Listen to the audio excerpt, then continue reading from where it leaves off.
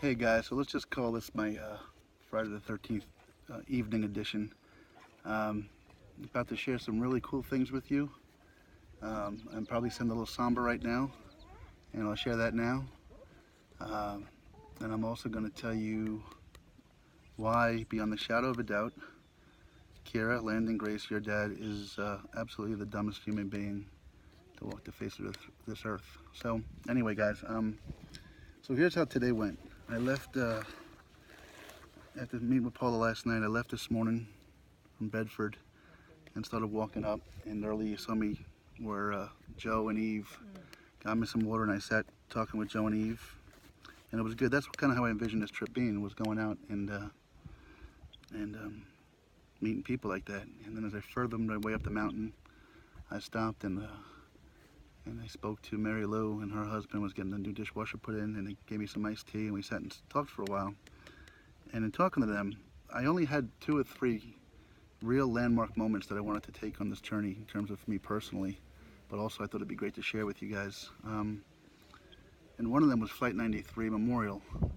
And when I got up this morning and looked on the thing, it didn't. I would have sworn it was on my route, but when I looked this morning, it said it wasn't. So I thought we wouldn't make it. When I was talking to Mary Lou, she said, yeah, absolutely it was. It's about 8 or 9 miles, not 8 or 9. About 6 miles down the road. And she said, but you got to be careful, because when you go down there, you got to go 3 miles back to the memorial from off the road. That's a 6-mile round trip on already beat up legs and everything like that. So, which made a lot of sense. So while we're talking, Marianne said, well, let me go back to that. So Marianne said, if you want, I can give you a ride there. And thought about it and said, well, hell yeah, why not, right? I don't have to walk up the mountain, and I'm going to be doing 7 miles round trip just to get in out of the park.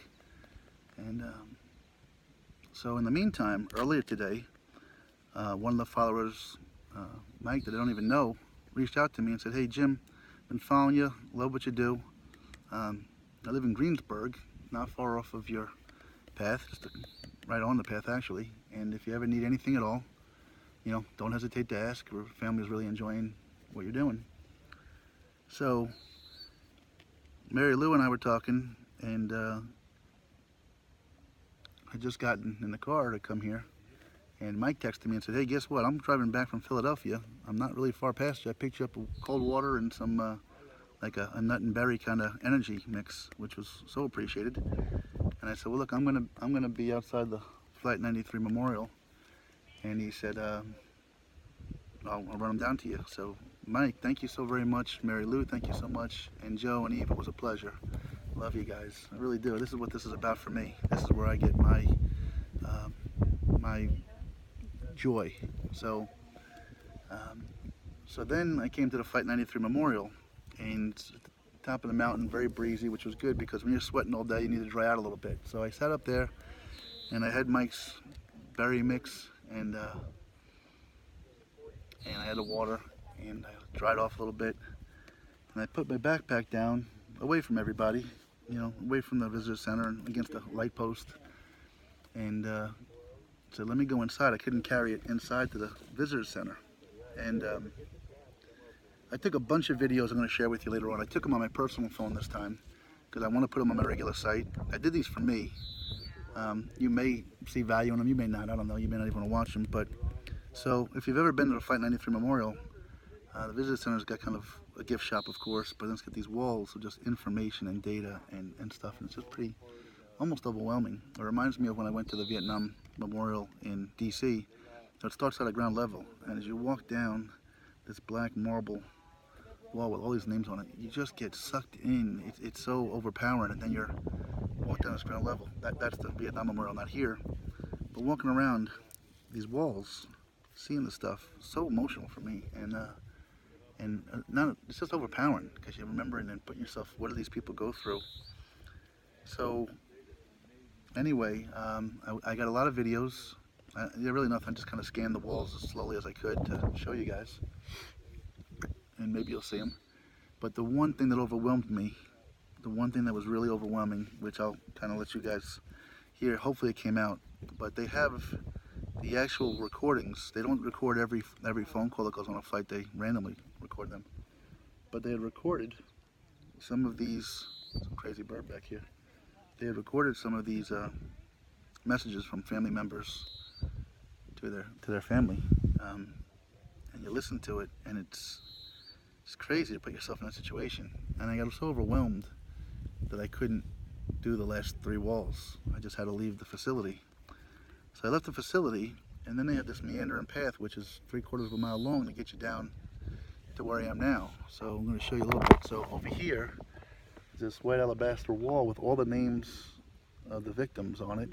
I took a picture of the rock, which had been memorialized over here, and then the black path I was on, I'll take some pictures later, the black path I was on right outside the visitor center was actually the flight path of the plane as it came down. So I wanted to be here for a reason, for me I guess, I don't know why, but I can relive that day. I'm kind of doing it now, where I was, what happened, just like it was yesterday. But then, to add a little levity to the situation, I can tell you why, bar none, I'm the dumbest human being of all time. So, remember I put my backpack down, and I took my little sweat towel that I keep with me and my hat off and let that dry out, and I went into the visitor center. And you kind of got to go back around this meandering path to get down to where I am right now. And it got real hot, and I saw the sweat, and I looked up, I didn't see my hat. But behind my bag, 10 feet away, was a park ranger truck, and I said, well, that's not good. So I kind of climbed up through the weeds and went to go get my hat, and I saw the park ranger coming towards me. And I said, hey, can I leave my bag here? He says, no, you can't. He goes, you know how many calls I got about this bag? And at that moment, it clicked on me. Here I am at a memorial for people lost in an act of terrorism, leaving a complete knapsack, or whatever they call this, the backpack, unattended over here. I felt about that big. I mean, you can't be dumber than that, really. So the park ranger was very polite. He wasn't rude or ignorant, and kind of, I guess, saw my mortification there. So anyway, it just is kind of crazy. So it's kind of really overcoming to be here. It's kind of really tough to acknowledge that I am the dumbest human being. Who the hell would leave an empty backpack unattended at a memorial site from an act of terrorism? I mean, top that, guys. So dumb. Anyway, I do love you all. Joe, it was great talking to you today, even though I'm pretty sure you'll never see this video. Mary Lou, appreciate your help. It was great talking with you today, and thank you for the hospitality. And there's probably a pretty good chance you might never see the video. And Mike, thank you so much for what you did. Looking forward to meeting you and the family on Monday. You know, like I said, I'm going to probably finish up tonight somewhere between here and Stoystown.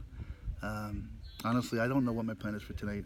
There's part of me that doesn't even really want to go try to find a place to stay. Sometimes I like to be alone with my thoughts a little bit. And you know what? There are worse things than sleep out with a sleeping bag and a pillow outside. I only sleep a few hours anyway, so what the hell? So maybe that's in the cards. I don't know. But anyway, Mike, really looking forward to meeting you. I'm going to be coming from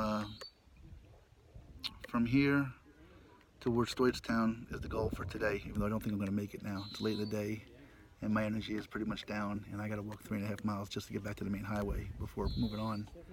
So wherever I stop, wherever I find.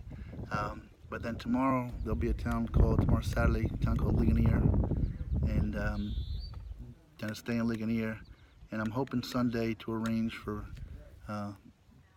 hopefully my kids to come out here, or if not my kids, you know, somebody just to kind of relax that day and just chill out and hang out on Sunday.